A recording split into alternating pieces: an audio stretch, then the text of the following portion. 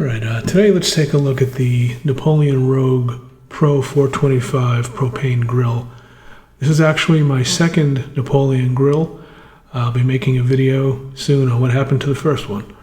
If you look at the reviews of these grills, most people seem to like them. Most reviews are positive. They seem to cook pretty well. They cook even. There's a very nice warranty on them. There are a lot of complaints, though, about the assembly manual. They'll say they're a lot like IKEA manuals, and there's really no words, and you kind of have to figure out their drawings to make sense of them. Some steps make sense, some really don't. And I'll be attempting to walk through some of the more confusing steps in this video. And the first thing that you might notice is they use the same manual for several different models. Like I mentioned, I have the 425, that's this one in the upper left, and there's other manuals too that I guess use a lot of the same parts, but not all of the same parts. This one on the bottom, for example, this has a shelf. I don't have this shelf. This has more burners than I have. So some of the steps that might not perfectly apply to you. And next you'll notice is there is no page that identifies each part with a letter or a number.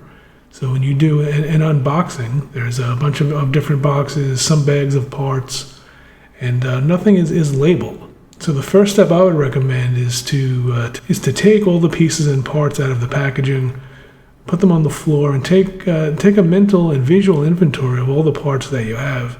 And as you go through these steps, go ahead and try to match them. As I mentioned before, this is actually my second Napoleon grill. This part 2 here, this was a tricky one. So I had to go to my old grill as a reference to see how it was put together. In your research, you might also come across a YouTube video that Napoleon put together in an attempt to make the manual a little bit easier. If you read through the comments, though, you'll see a lot of people complaining about this too. There's no words, it's just a guy attempting to build the grill with background music, and a lot of complaints and a lot of questions in here that Napoleon has never answered. So like I said, this is my attempt to try to help out anybody that might be building one of these grills. Now let's take a look at what we have when we actually do an unboxing. Alright, so this first piece that's on the floor, this is the base. That big hole is where the propane tank is going to go. These pieces that are in the clear plastic, these are the two vertical side pieces. One will go on the left, one will go on the right. The piece in the bag here, this is looks like one of the shelves. I think that's going to be the right shelf.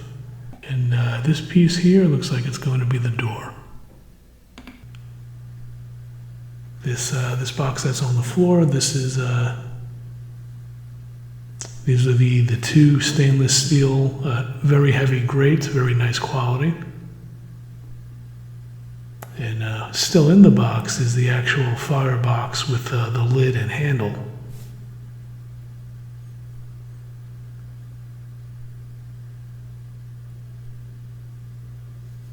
Inside this bag is the assembly manual, the owner's manual, some type of bracket to hold the propane tank.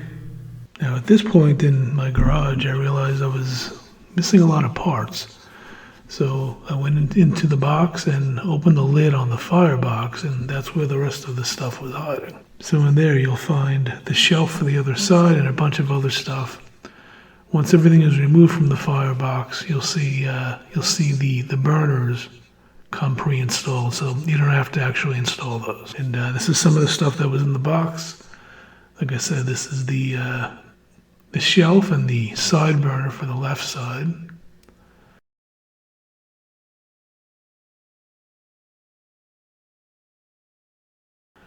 This is a battery pack. The knobs on this unit are lit up. It does come with 3D batteries.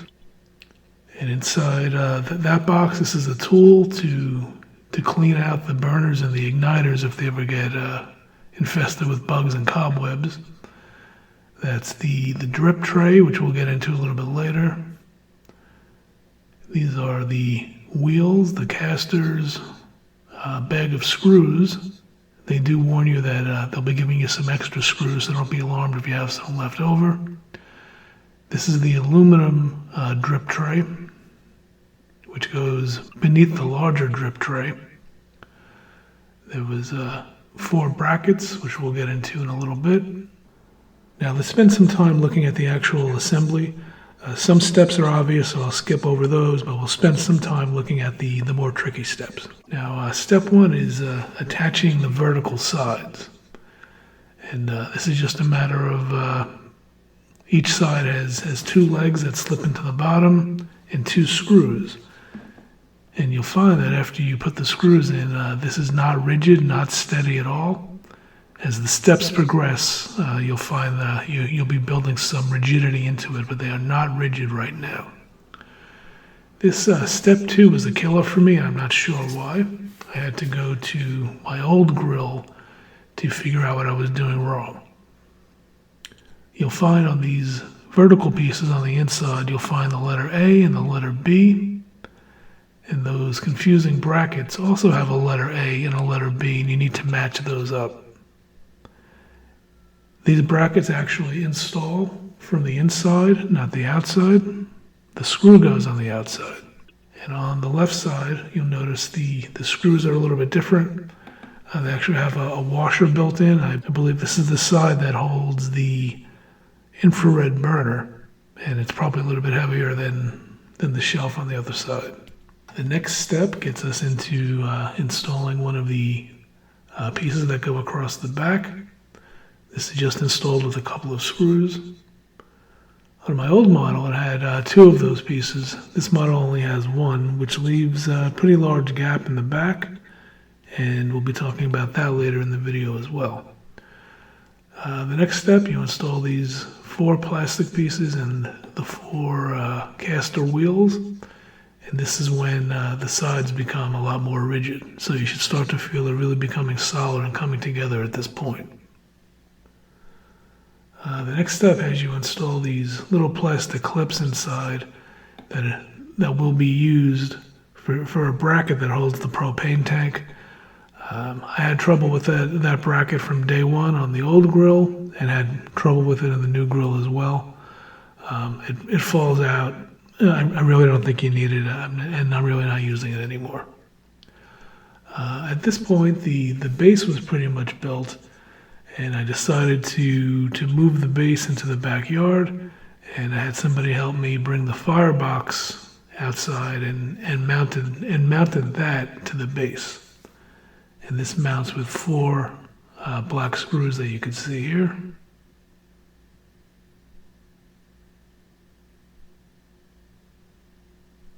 So at this point, you have the firebox, and you have the 4 brackets installed. Inside one of the little drip trays, and you have to route some of these wires and hoses through some of the holes. The next step is sliding in the larger drip tray, and you can see this, and you can see you're able to see it from top, and it slides into a little drawer right underneath the 3 burners. You also see there's a hole in that drip tray. Any liquid that falls on the tray will make its way to the smaller drip tray, and that fills up pretty quickly with grease and water. So you have to empty both of those regularly to try to prevent a grease fire. The next step is installing the right shelf. That gets installed with a couple of screws and this weird long black screw. It's threaded on both sides, I believe, and you should be able to fold the shelf up or down. It seems pretty solid. And here we're taking a look under the left shelf, which also has the infrared side burner. For some reason, you need to use different bolts for this step, and this is step 19. These bolts actually require a 3/8 inch socket. They don't work with a regular screwdriver. You'll find 2 of these screws, they're silver in color instead of black like the rest of the screws in the kit.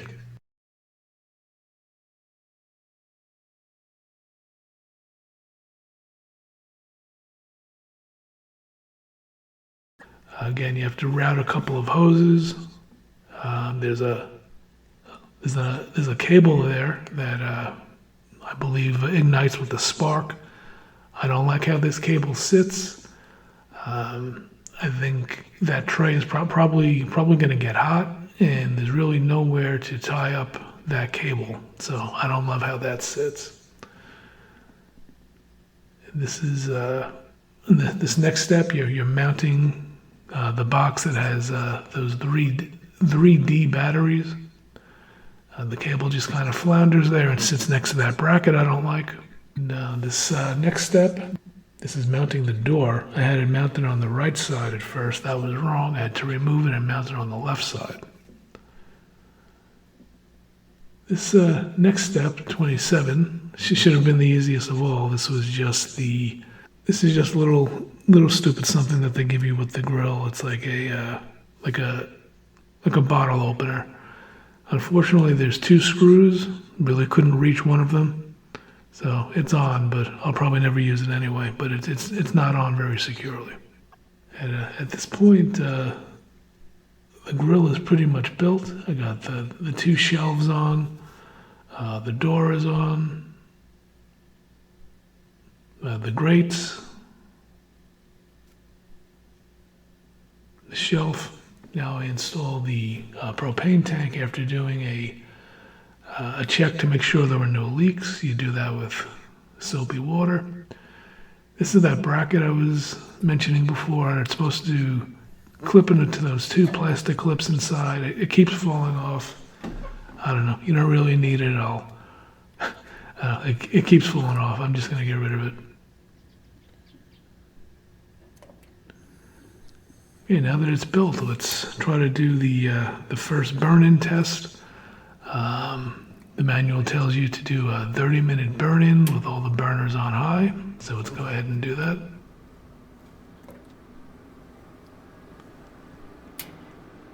You'll be able to hear the click, and you'll see the flames come up.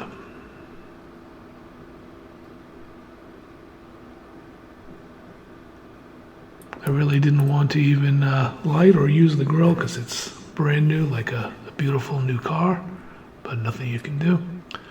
Now to light the side burner, that's a little bit different. You turn that knob and you press a button, wait for that click.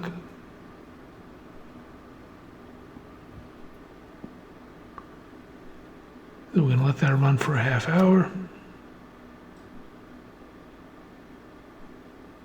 Now the side burner is interesting. It says in their promotion literature that it takes 30 seconds to get to 1800 degrees. My old model claimed the same, and that's just not true. I'm doing a temperature test here with the portable heat gun, and it's pretty difficult to get this temperature exact, but it seems to get to about 11, 12, 1300 in about a minute. That's certainly hot enough, but it's definitely not 1800 degrees. This was the highest I was able to get to. That was about 1200 degrees. So after a half hour, it got to over 700 degrees. Started to see some tarnish already from the heat, and my sticker had started to peel off already. So now the sticker is fully peeled off, and I can't get some of the glue off. So on top of the grill looking used and tarnished, now I have some adhesive on the lid that I'm not able to get rid of. I mentioned way back in one of the earlier steps that there seems to be a pretty large gap in the back of the grill. It only comes with 1 back panel, whereas the older model had 2. I read a couple of complaints about this, and Napoleon says it's for ventilation. Maybe it is. I think it's going to invite a lot of critters into the grill, so I went to Home Depot and I bought what's called a roll of hardware cloth, which is like a cheap rolled up fencing. Kind of hard to work with. You have to wrestle it a little bit. It has some sharp edges, but I cut up some of that with some tin snips. I tied it up as well as I could with some cable ties. Definitely not my best work, but I feel a little better now. I think it should help to keep some of the critters out. So later that night, I gave the grill its first real test and cooked a couple of steaks. Everything came out fine. I've had the grill operating now for a couple of months and really have had no issues. So hopefully this has been helpful to everybody. Please remember to like, comment, and subscribe. Thank you.